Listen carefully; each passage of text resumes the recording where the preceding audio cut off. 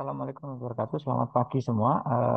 Perkenalkan saya Abdul Syed Albana. Saya di sini diamanahi untuk mengampu mata kuliah penelitian operasional 2. Jadi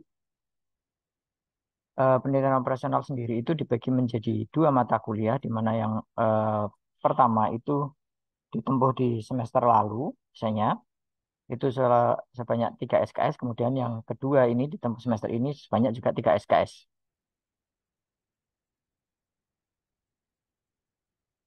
Oke. Nah, bedanya yang pertama sama kedua ini, yang kedua ini merupakan lanjutan di mana masalahnya nanti lebih kompleks dan juga ada faktor-faktor probabilistiknya. Nah, deskripsi mata kuliahnya kurang lebih seperti ini. Jadi, merupakan rumpunnya teknik industri, di mana nanti yang dipelajari itu mulai dari permasalahan jaringan hingga nanti program dinamis dan juga nanti model matematisnya bentuknya probabilistik. Oke, untuk RPS-nya sendiri, jadi eh, penelitian operasional 2 itu memiliki RPL seperti ini. Jadi ada beberapa CPL prodinya, terutama untuk mampu menerapkan konsep-konsep matematika dan prinsip rekayasa engineering. Kemudian mengidentifikasi formulasi masalah eh, rekayasa yang kompleks untuk suatu sistem yang terintegrasi nantinya. Nah, JPMK dari mata kuliah sendiri ini sendiri ada 3, seperti yang tertampil di sini. Dan sub JPMK-nya atau yang nanti dipelajari kurang lebih ada 6, di mana babnya nanti kajian materinya mulai dari pengantar, ada goal programming, teori jaringan, dynamic programming, rantai Markov, teori antrian, dan juga nanti teori permainan. Bukunya sendiri, buku acuannya ada 5 buku, jadi di 3 buku acuan utama dan 2 buku acuan tambahan. Juga nanti akan dipelajari software, yaitu software Linggo sedikit. Nah, untuk mata kuliah prasyaratnya, jadi untuk mengambil mata kuliah ini tentunya harus lulus dari operation research atau penelitian operasional 1. Seperti yang saya sampaikan tadi, bukunya ada 5, mulai dari buku yang berbahasa Inggris punyanya Hiller Lieberman tahun 2017 ataupun 2001, ada 2 buku. Kemudian yang berbahasa Indonesia ada 2 buku juga dari Dr. Andres Siswanto, kalau nggak salah judulnya Operation Research, bukunya ada 2, jilid 1 dan jilid 2. Ini dua-duanya kita pakai, kenapa? Karena ada yang sedikit beririsan, dia adanya di buku yang di jilid 1 di bab-bab paling akhir. Kemudian nanti baru bergeser ke jilid 2, di mana full nanti mungkin 1-2 bab itu ada di jilid 1, sisanya ada di jilid 2. Buku pendukungnya bisa menggunakan buku yang berbahasa Inggris punyanya Taha, ataupun buku berbahasa Indonesia dari ITB punyanya Pak Andi Cakrafastia. Nah, perkuliahan sendiri itu dibagi menjadi 16 minggu pertemuan, itu sudah termasuk UTS dan UAS, di mana satu pertemuan itu setara dengan 3 SKS, di mana 3 SKS itu maksudnya adalah 3 kali 50 menit tatap muka, beban tugasnya sebanyak 60 menit, dan juga belajar mandirinya 60 menit. Nah, untuk dapat mengikuti ujian UTS dan UAS, tentunya ada minimum presensi kehadiran, yaitu sebanyak 80%.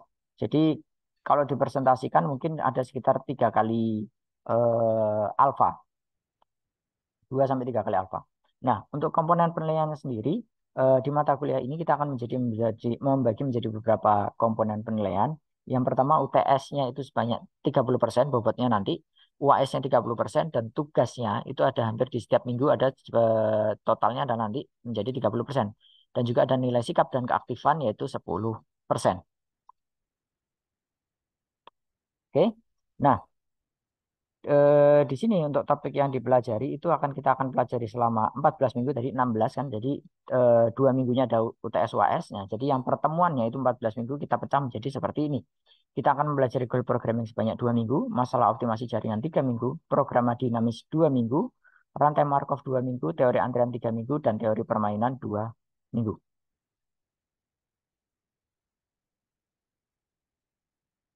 Oke, selamat pagi semua. Assalamualaikum warahmatullahi wabarakatuh. Eh, ini udah mana ya? Udah beberapa hadir, nggak masalah. Saya coba langsung ke materi, share screen. Nah, ini biar kelihatan di sini. Oke, minggu ini, oh ini. Oke. Nah, minggu ini kita akan bahas yang namanya masalah jaringan. Jadi,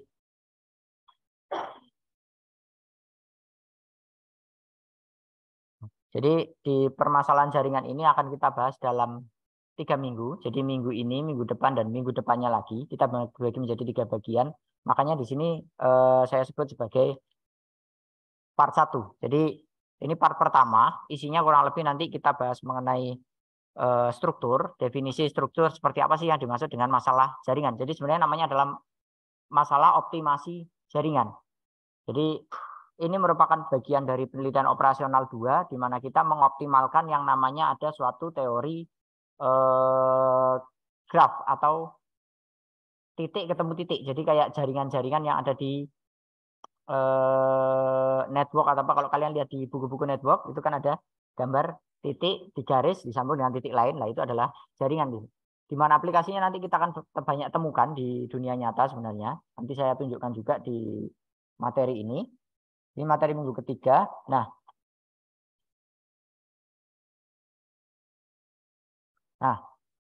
di teori jaringan ini,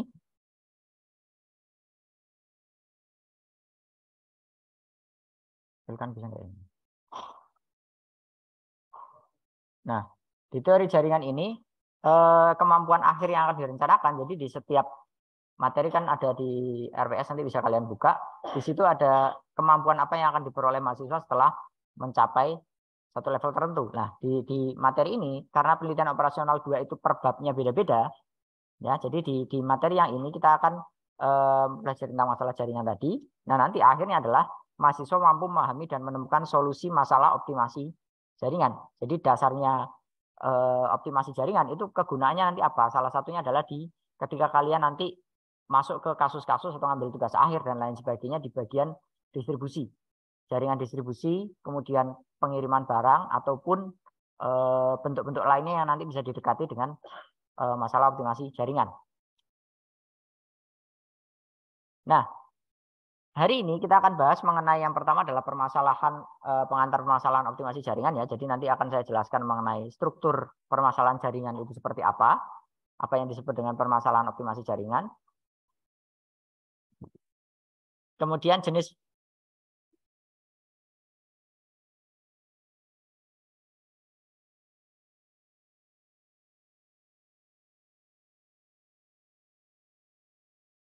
Nah, jadi di sini nanti ada jenis permasalahan optimasi jaringan, juga nanti ada contoh permasalahan jaringan.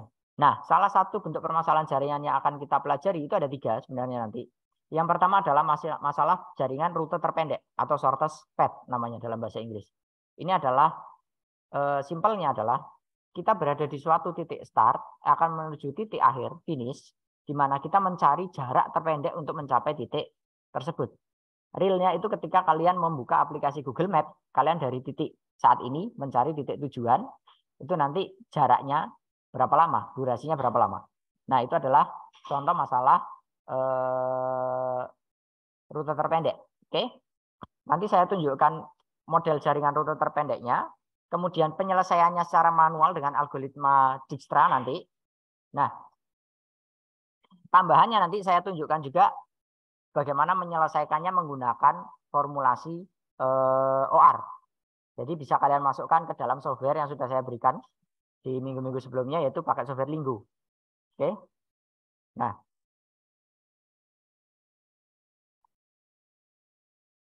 kita masuk ke struktur jaringan dulu. Jadi yang disebut dengan jaringan itu adalah seperti yang ada di samping ini. Oke. Ini adalah jaringan di mana dia ada yang disebut dengan nodes atau titik bahasa Indonesianya, dan juga arc atau busur. Oke. Nah, yang disebut dengan node itu adalah titik ini. O, A, B, C, D, E, dan T. Itu disebut dengan titik. Ya. Jadi ini menunjukkan suatu daerah poin atau lokasi, biasanya begitu. Kemudian ada yang disebut dengan arc. Arc ini adalah garis. Garis ini. Garis atau busur. Nah, ini biasanya itu untuk menunjukkan jarak ataupun koneksi antara satu titik dengan titik lainnya. Kalau misalkan kalian buka Google Map, itu bisa kita ibaratkan sebagai jalannya. Nodes-nya misalkan adalah lokasinya. Bisa gedung, bisa taman, tempat ataupun apa. Nah, jalan menuju ke sana itu bisa kita sebut sebagai arc. Oke. Nah, kalau dia arc-nya itu satu arah, seperti jalan satu arah gampangnya, itu kita sebut sebagai directed arc. Jadi dia garisnya itu punya arah, satu arah saja, directed. Oke. Kalau dia bentuknya itu dua arah, ya, kayak umumnya pipa. Pipa itu kan bisa kalian dorong airnya dari kiri ke kanan maupun kanan ke kiri. Dari atas ke bawah atau bawah ke atas, tergantung ada pompa air dan lain sebagainya, ya kan? Atau misalkan seperti jalan dua arah, itu bisa satunya ke arah mana, satunya ke arah mana, oke? Itu bisa dua arah, itu disebut sebagai undirected arc atau biasanya disebut juga dengan link, penghubung. Oke? Nah, kalau dia directed arc, itu biasanya digambarkannya dia dengan panah. Jadi ada panahnya, panahnya arahnya kemana. Nah, itu directed arc. Kalau dia undirected, biasanya dia nggak ada panahnya. Bentuknya garis seperti ini saja. Atau kalau dikasih panah, itu ada panahnya dua, kiri kanan. Tapi umumnya yang biasa dipakai adalah tanpa panah. Itu undirected arc atau link bentuknya. Oke.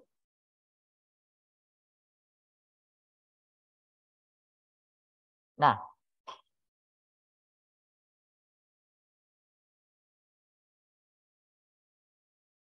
berdasarkan tadi, directed undirected arc itu, networknya sendiri itu bisa kita sebut sebagai directed network. Ya, jadi ada directed network. Jadi suatu network yang isinya itu adalah directed arc semua.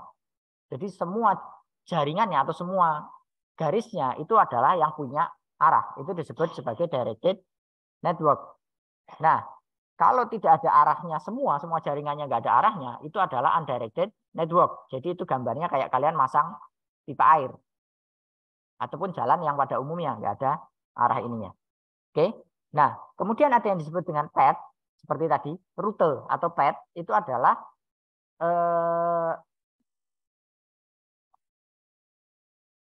jalur yang dilalui dari satu titik O itu biasanya origin, dan T itu terminus, titik akhir, titik awal sampai titik akhir.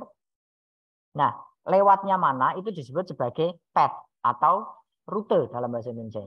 Misalkan rutenya adalah untuk dari O ke T bisa lewat B, dari B ke D, D ke T. Makanya namanya OBDT. Misalkan rutenya seperti itu. Ataupun sebaliknya, dari titik akhir misalkan titik awal. Jadi kalau dia ada menunjukkan rute, jalur, berarti itu adalah path. Oke?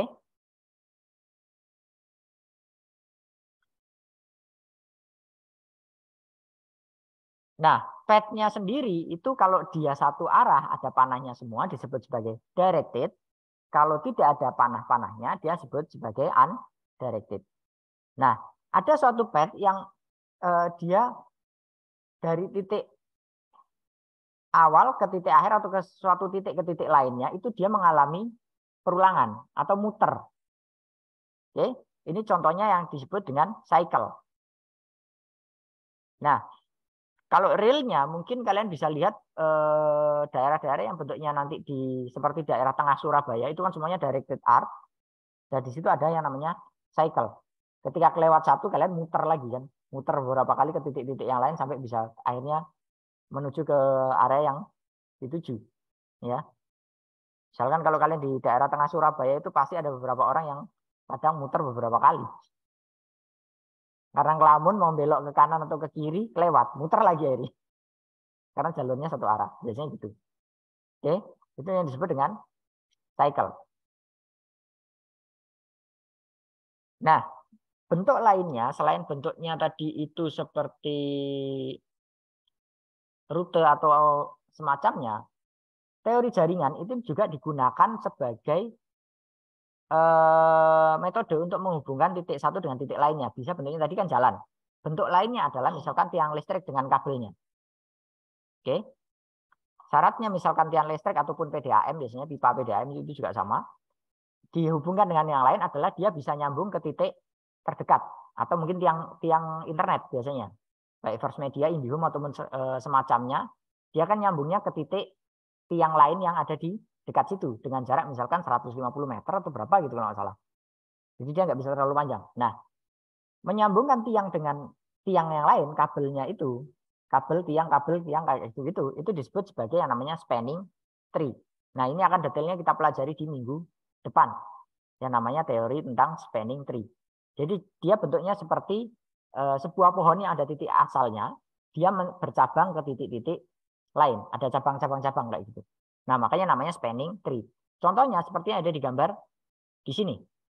Oke. Jadi ini spanning tree, dia ada titik A, D, E, C, dan B. Oke.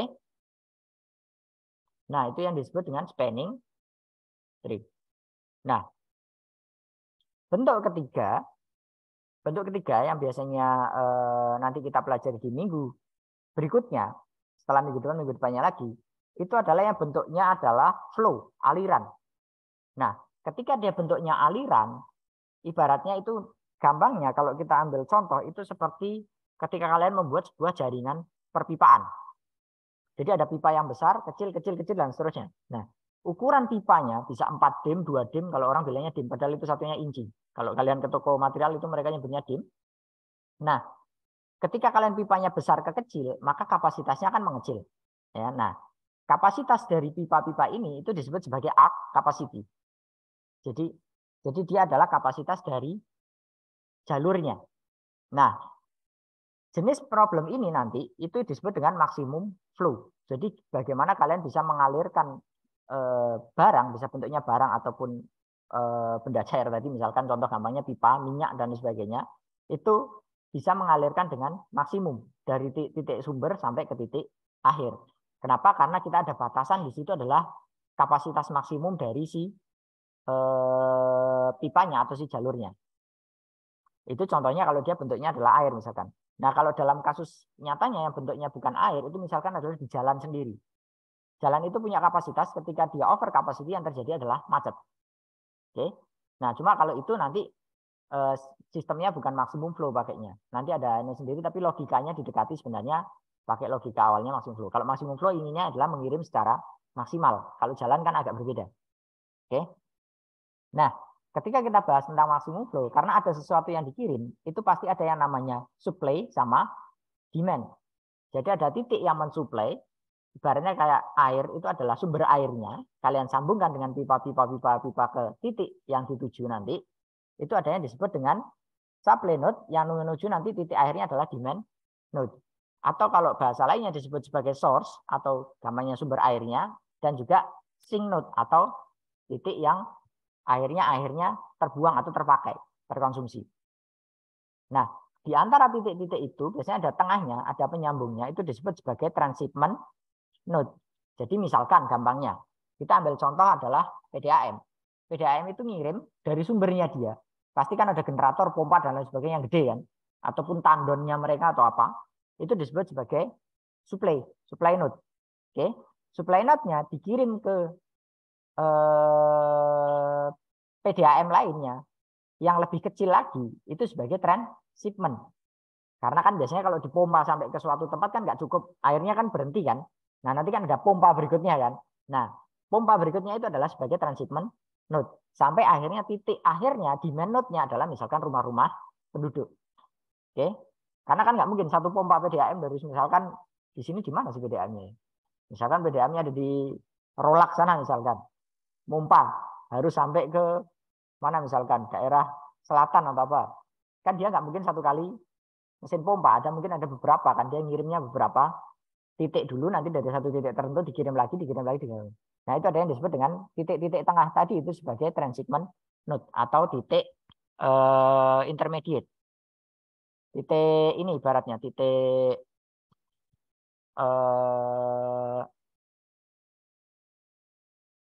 titik antar sementara atau ibaratnya adalah gudang sementara. Nah, contoh lainnya dari ini selain air tadi, selain air jalan, itu adalah ketika kita ngirim barang dari pabrik ke gudang, gudang ke customer atau ke toko. Biasanya endpoint-nya kan di toko.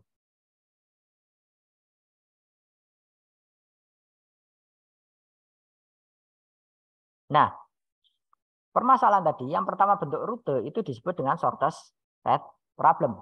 Kemudian untuk perkabelan tadi, contoh kabel tiang dan lain sebagainya, itu disebut sebagai spanning tree. Di mana yang dicari biasanya adalah minimumnya. Kita mencoba mencari nilai jarak terpendek karena kabelnya mahal misal, supaya tidak terlalu buang-buang kabel, ataupun kalau kabelnya terlalu panjang biasanya berbahaya, gampang putus. Oke. Nah, yang terakhir itu adalah maximum flow problem yang akan dipelajari nanti. Nah, tiga ini yang kita fokus pelajari adalah tiga ini. Namun, di teori jaringan itu ada banyak jenis kasus lainnya sebenarnya. Sebagai contoh, ada yang namanya traveling salesman problem. Itu adalah suatu contoh yang bisa dipakai di kasus-kasus distribusi barang. Itu kalian mendatangi toko ke toko. Satu toko. Makanya dia disebut sebagai traveling salesman problem. Mungkin kalau yang punya toko kelontong itu ngalami bahwa kadang ada orang yang belakang motornya itu gede itu keranjangnya. Dia bawa makanan jajan atau apapun apa yang nanti dititipkan ke satu toko ini, terus kemana toko lain lagi, ke toko lain lagi kayak gitu. Nah itu yang disebut dengan traveling salesman problem. Nah nanti dia adalah gimana caranya kita mencari rutenya dia supaya hemat, tidak terlalu boros keliling-kelilingnya, tapi semua kliennya dia itu bisa terpenuhi. Oke, itu disebut dengan traveling salesman problem. Nah, namun ini untuk advance atau level lanjut. Jadi kalau yang tertarik mungkin kalau nanti ada mata kuliah manajemen distribusi itu nanti masuknya di situ. Nanti ada traveling salesman problem, ada vehicle routing, ada banyak. Jadi dari jaringan ini pengembangannya sebenarnya banyak. Cuma yang basic dasar akan diajarkan adalah shortest path, spanning tree, dan juga maximum flow. Ada juga yang namanya tadi minimum cost flow. Biasanya yang misalkan kayak contohnya jalan tadi. Biasanya karena dia yang diusahakan kan diminimumkan. Load-nya tidak terlalu besar. Nah biasanya nanti ada kalau minimum cost flow itu ada algoritma sendiri pakai network simplex. Ini juga nggak saya ajarkan dua ini karena fokusnya adalah di tiga ini sebagai dasar kalian untuk bisa menyelesaikan masalah jaringan yang basic nanti. Nah ketika kalian ingin lanjut advance itu bisa ngambil di misalkan manajemen distribusi atau mata kuliah lainnya yang terkait ini. Mungkin di data science atau di mana itu ada, atau di informatika ada teori graph. Teori graph itu adalah network optimization model. Nah, ilustrasinya, jadi masalah jaringan ini kalau di dunia nyata itu bisa bermacam-macam. Contohnya adalah kasus jalan. Jalan itu yang disebut node itu bisa lokasi, bisa juga bentuknya adalah intersection atau pertigaan perempatan. Oke. Nah, flow-nya yang lewat di situ itu adalah vehicle atau kendaraan. Oke. Contoh lainnya lagi misalkan adalah bandara, airport. Jadi airportnya itu adalah nodes, arc-nya itu adalah jalur yang ada jalur pesawat antar bandara. Jalur pesawat antar bandara kalau ya gak kelihatan di atas gak kelihatan. Kalau kalian mau lihat itu bisa pakai di flight radar atau apa itu biasanya dia kelihatan. Jalur mana kemana, mana kemana, mana kemana itu kelihatan. Jadi nanti kalau orang tuanya ada yang pergi haji atau apa, diminta aja kode pesawatnya, kalian masukkan ke flight radar, itu nanti bisa kedetek. Dia posisi terakhir ada di mana, sekarang transit di mana, itu ada. Seluruh dunia. Karena memang flight radar itu fokusnya ya memang untuk men-track seluruh dunia. Kalau kalian ada kisah pesawat jatuh atau apa, penasaran ingin lihat, di flight radar ada. Jadi dia terakhir ada di mana, hilangnya di mana itu ada. Nah, misalkan tadi kalau bandara flow-nya ya pasti aircraft atau pesawatnya tadi. Contoh lainnya adalah switching point, wires, channel, dan message. Ini punyanya orang telekomunikasi biasanya. Jadi ketika kita telepon atau apa yang zaman dulu telepon kabel, itu ada yang namanya switching point-nya, kemudian ada kabelnya yang nyambungkan, kemudian ada pesannya yang dikirim misalkan. Pesannya kan pesan suara bentuknya. Nah, itu dikirim. Nah, itu biasanya di orang-orang telekomunikasi yang belajar ini. Jadi masalah jaringan ini nggak cuma di teknik industri. Kalau teknik industri fokusnya kan di distribusi ataupun teknik logistik juga sama di distribusi barang dan lain sebagainya. Juga bisa ada di teknik telekomunikasi ataupun di anak-anak informatika. Ketika mereka ngirim data itu sebenarnya ada jaringannya, ada ininya. Oke. Contoh lainnya misalkan yang sekarang adalah pumping station, pipe dan fluid. Ini contohnya misalkan tadi PDAM ataupun kalau kalian nanti misal kerjanya di kilang minyak yang ngirim minyaknya pakai pipa. Oke. Nah, contoh lainnya yang agak mendekati di teknik industri adalah misalkan work center atau workstation. Ketika kalian di dalam pabrik, kemudian adalah di situ ada forklift-nya, material handling route, forklift ataupun ngirim barangnya, troli atau apalah itu namanya. di pabrik biasanya. Kemudian ada yang dikirim di situ flow-nya adalah pekerjaannya. Yang dimaksud pekerjaan di sini adalah jobs-nya adalah ordernya. Misalkan kalian membuat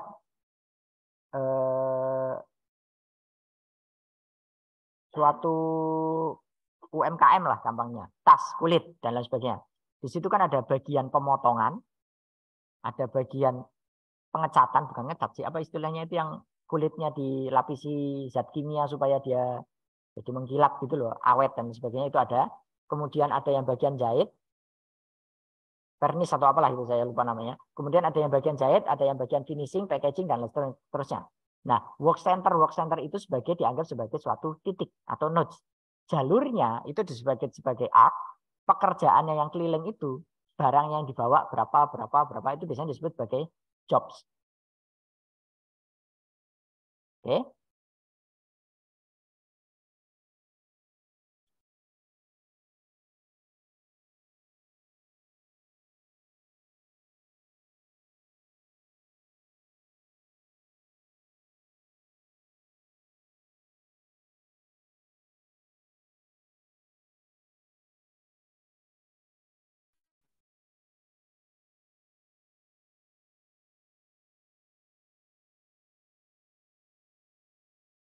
Oke.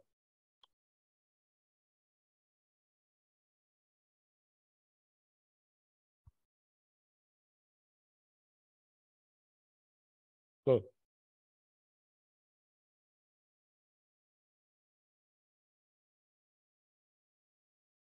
Nah, berikutnya kita masuk ke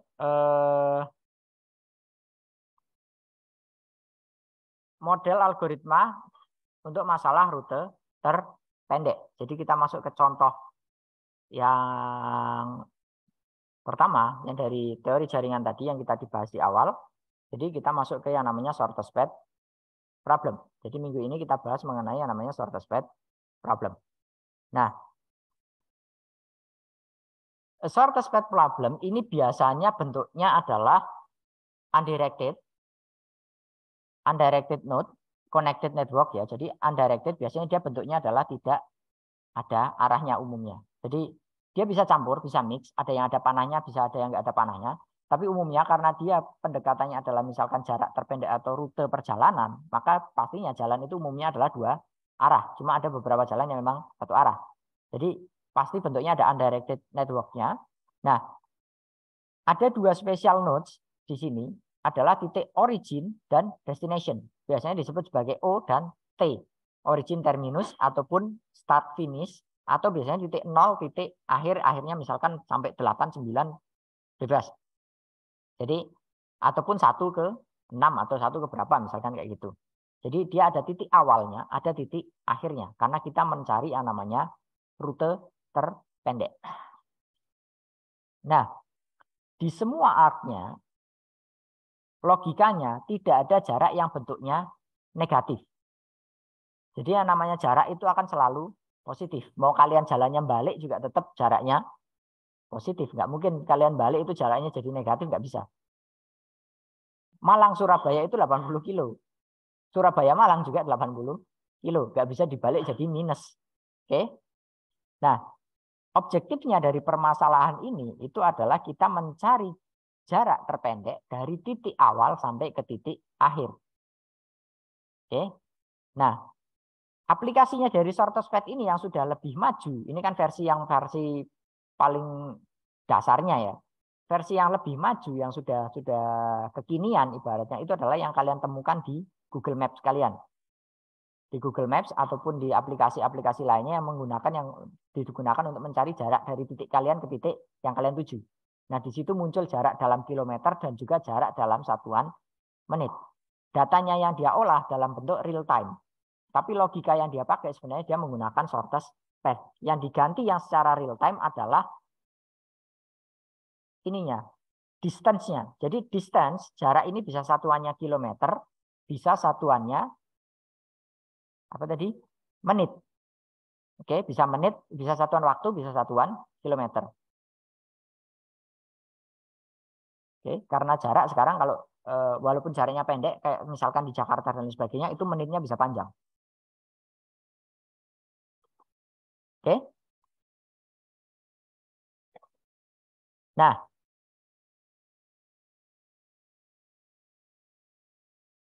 algoritmanya untuk menyelesaikan shortest path itu seperti ini, panjang ya. Jadi ini untuk bisa kalian baca nanti, kan ada slide-nya saya share kan, itu bisa kalian baca. Nah, aplikasinya, kita langsung masuk ke aplikasinya aja yang gampang. Misalkan, nah algoritma tadi itu disebut sebagai algoritmanya Dijkstra. Penemunya namanya Dijkstra. Tulisannya memang susah, nggak tahu ini orang mana. Tulisannya Dijkstra, algoritma. Nah, kita terapkan kepada suatu kasus yang namanya Servada Park. Servada Park ini ada di bukunya Hiller Lieberman tahun 2001. Nah, kita punya titik awal O akan menuju titik T. Nah, di sini kita harus mencari jalur terpendek dari O sampai T itu lewatnya mana, total jalurnya berapa.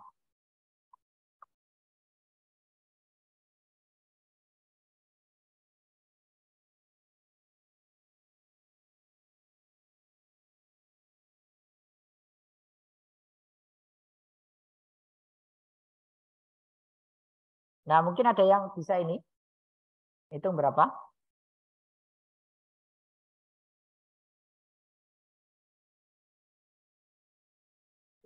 Bisa raise hand nanti disampaikan. Jalurnya mana? Ininya juga apa namanya? Jaraknya totalnya berapa? Ya silakan. Mas siapa? Muhammad Zainuddin Mubarak, Pak. Jalurnya dari D, B, terus A, terus ke O. Jadi total itu ada 13.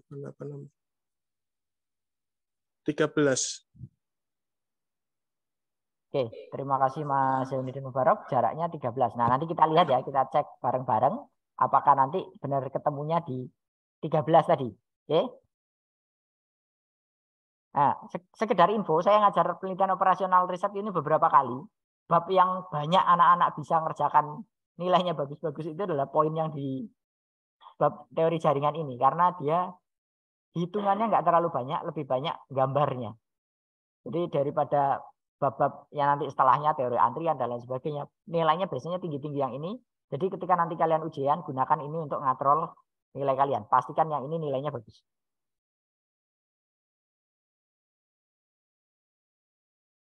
Oke, terima kasih tadi Mas Zainuddin Mubarak. Kita lihat apakah beneran 13. Nah, caranya, gambarnya kita gambar lagi. Nah, ini memang seperti yang saya sampaikan tadi. Caranya adalah dengan digambar ulang beberapa kali. Misalkan kita di iterasi 0. Iterasi 0 itu kita ada di titik ini berarti. Nah, kita list semua jarak yang ada itu di mana. Nah, karena 0 itu menujunya kita misalkan di 0 dulu. Berarti total jarak yang ada sementara adalah 0. Titik yang akan dikunjungi itu masih banyak. Ada O, A, B, C, D, E, dan T. Oke. Kita masuk ke iterasi 1. Iterasi 1 berarti kita menuju ke titik berikutnya. Opsinya ada banyak, tapi umumnya kita pakai logika urut dulu.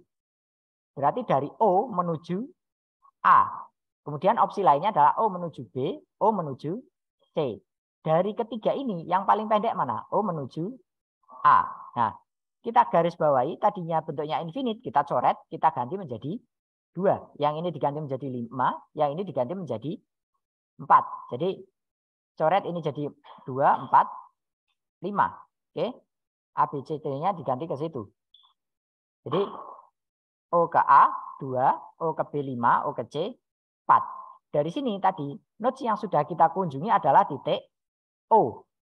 O kan sudah dilewati, sekarang kita mau bergeser ke titik berikutnya. Bisa A, bisa B, bisa C. Dari sini yang terkecil adalah titik A. Oke, berarti kita selesai satu iterasi.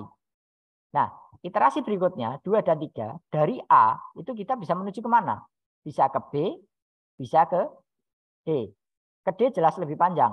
Kemudian kita balik ke titik yang sebelumnya, kita cek dulu. O bisa ke A, O ke A, itu kan tadi 2. 2 sudah dilewati, sekarang ke B. Pilihannya adalah O ke B 5 melawan OAB 4. Berarti lebih pendek 4. Berarti kalau mau ke B, sebaiknya kita lewat A saja, karena lebih pendek satuan jarak. Misalkan kilometer, kita sebut kilometer aja biar gampang. Lebih pendek 1 kilometer. Nah, sekarang opsi lainnya ada nggak sih yang belum dikunjungi? Berarti kan O, A, B dikunjungi. Masih ada C, D, E, T. D dan E masih sangat jauh.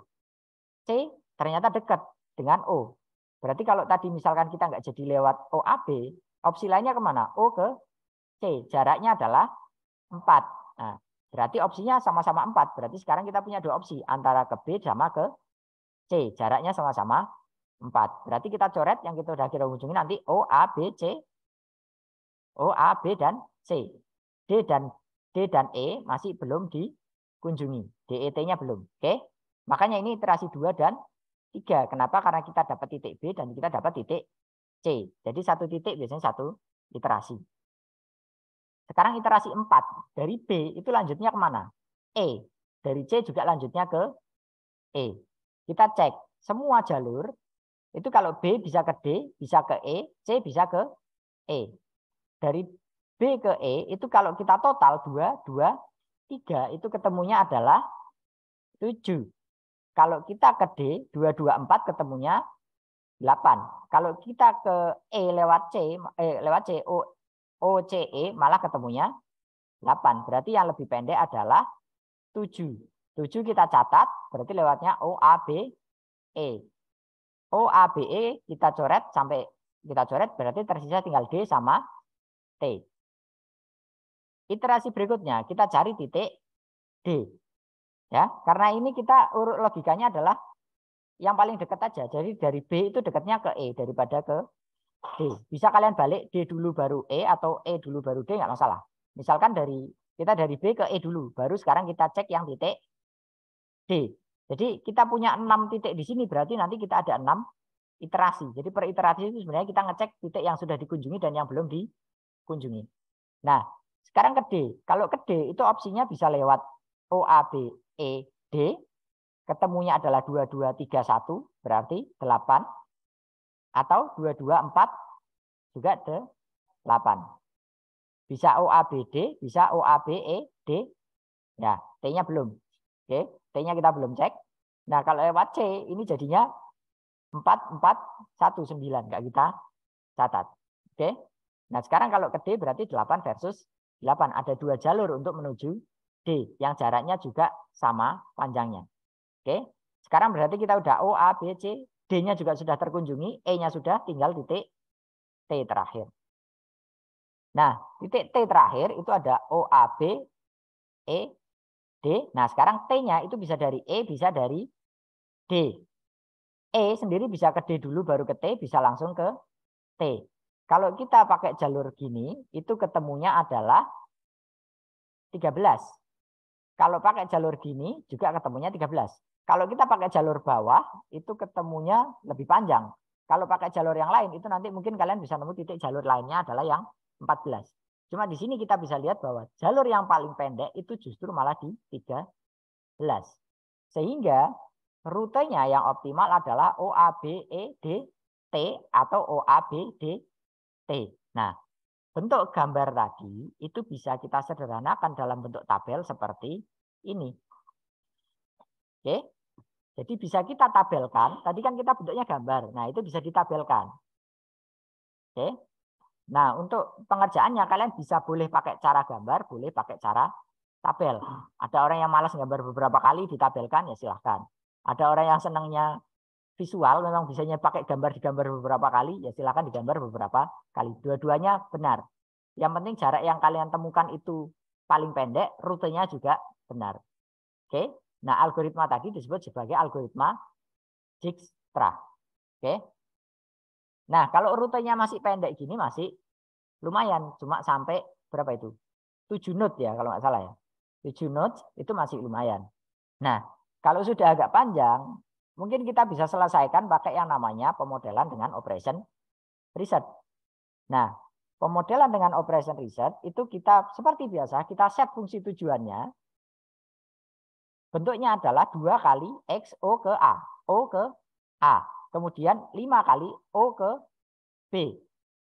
Terus 4 kali O ke C. Jadi kita buat decision variable di setiap arc. Jadi setiap arc ini itu sebagai suatu variable decision. Opsinya variable decisionnya di sini itu adalah 1 dan 0. Jadi dia bentuknya, kalian sudah diajari yang namanya integer programming kan, binary, 1 dan 0. Nah, di sini juga bentuknya adalah 1 dan 0. 1 itu kalau dia dipakai untuk lewat, 0 itu kalau tidak dipakai untuk lewat. Oke, nanti yang mencari adalah si solver atau si linggonya ini sendiri. Jadi softwarenya yang nanti mencarikan titik mana yang perlu dipilih. Nah, subject to-nya itu adalah kita membuat constraint-nya adalah per titik. Nah, panah yang keluar dari titik tersebut kita beri tanda positif. Panah yang masuk ke titik tersebut kita beri tanda negatif. Makanya di titik B misal, yang masuk ke B itu ada dari A ke B, ada O ke B, ada C ke B. Makanya XOB, XAB, dan XCB itu bentuknya negatif. Kemudian yang keluar dari B ada D dan E. Maka XB dan XD itu bentuknya positif. Oke. Nah, seperti yang disampaikan tadi di awal bahwa shortest path ini ada dua spesial node. Adalah titik awal dan titik akhir. Origin dan terminus. Yang namanya origin itu selalu bentuknya sama dengan 1. Karena dia pasti mengeluarkan jalur. Jadi dari titik origin pasti ke titik lain. Ya kan? Dia selalu keluar 1. Nggak mungkin dia masuk ke origin. Ya kan? Sedangkan di terminus itu bentuknya adalah min 1. Kenapa? Karena nggak mungkin ada yang keluar dari titik terminus. Pasti ujungnya masuk semua.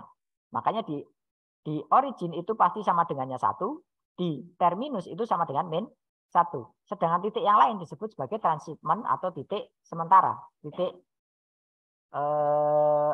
perantara. Ya. Jadi titik perantara. Makanya kalau di titik perantara itu dia sama dengannya 0. Kenapa? Karena dari dia masuk nanti keluar lagi. Jadi kalau ada yang masuk pasti ada yang keluar. Maka harus sama dengan 0. Kalau di awal itu cuma keluar doang. Kalau di akhir itu cuma masuk doang. Oke. Nah, kita set variabelnya sebagai binary. Jadi OA, OB, dan seterusnya itu kita set sebagai bin. Oke. Nah, codingan ini masih belum rapi sebenarnya. Ini versi paling basicnya. Kalau kalian nanti ngambil tugas akhir tentang seperti ini nanti mungkin bisa ngambil yang lanjut entah di optimasi ataupun di apa nanti ya biasanya dengan dosen-dosen yang di bidang optimasi nanti bisa diajari juga menggunakan Lingo itu yang bisa pakai perulangan. Jadi seperti di program seperti kalian memprogram di mata kuliah algoritma pemrograman. Jadi nggak ditulis satu-satu kayak gini. Ini masih versi basicnya. Kenapa? Karena saya tunjukkan kalian baru pertama kali pegang Lingo, gunakan versi basic yang ditulis sama persis seperti yang diberikan di formulasi matematis. Ini kan kalian bisa baca bahwa oh ini formulasi matematis seperti biasa kalian buat. Tinggal dipindah aja kayak gitu. Nah nanti kalau yang rutenya udah titiknya 100 kali 100 itu kalian nggak bisa nulis kayak gini. Harus bentuknya pakai for, pakai loop, while kayak gitu-gitu. Jadi dia otomatis membuatkan bentuk yang nanti bentuknya seperti ini. Di-generate sendiri.